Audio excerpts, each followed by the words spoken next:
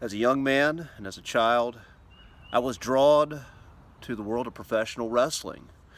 And in this fantastic, epic world of good versus evil, face versus heel, what we see are human archetypes playing out, battling it out in the canvas of a wrestling ring. And these are archetypes that are innate in the hero's journey, in the human soul. The protagonist, the hero, the champion of every man, the face, the baby face, and then we have the dreaded heel, the antagonist, the Satan, that which all of our anger, our fear, our hatred is projected upon. And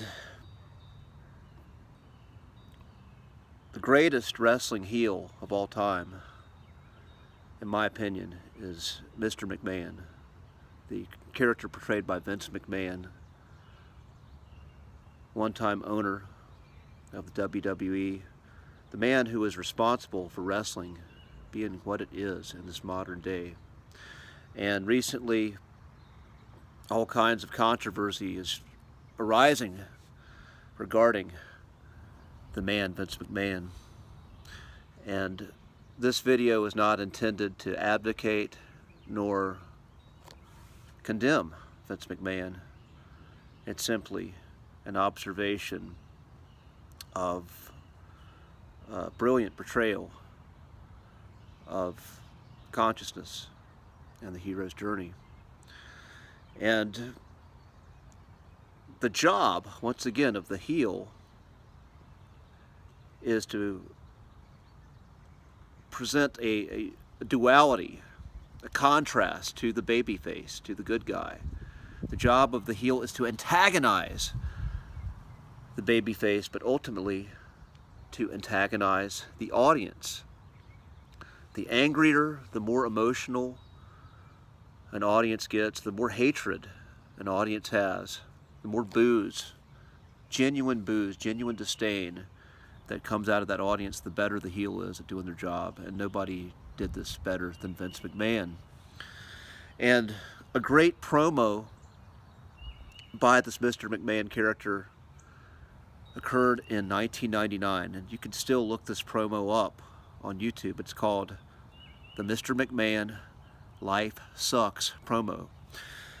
And the heel is someone, they want to present themselves as something that the audience just can't identify with. And the ultimate heels are those the audience wish they could be, or in a sphere of life that people wish they could have, but know it is always going to be out of reach. And a great heel rubs this in. And this promo of Mr. McMahon goes on to say, you know, I'm that guy who's going to cut you off in traffic. I'm that guy, when you see that last parking place, I'm going to be the one who rushes in front of you and grabs it. Because life is just not fair. Some people are rich, like me, and some people are poor, implied like you. Some people are good looking, like me and the other people in this ring. And some people are ugly, like you. And of course the boos are erupting. Now I'm embellishing here, it doesn't say those exact words. But the hatred is projected at him in full force, and he is relishing in it. And Mr. McMahon, he concludes this promo and saying, all you're going to say is, life's not fair.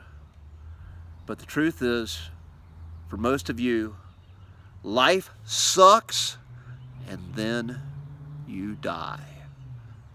Life sucks, and then you die. So I want to ask the question, is Mr. McMahon right?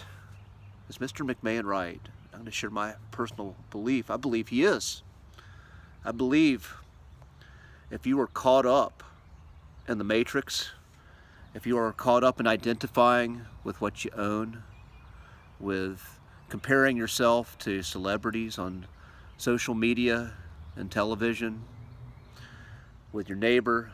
If you're caught up in that lifestyle of keeping up with the Joneses, you're always going to be chasing, and you are never going to be finding. And someday you're going to get old. And when you get old, you're going to find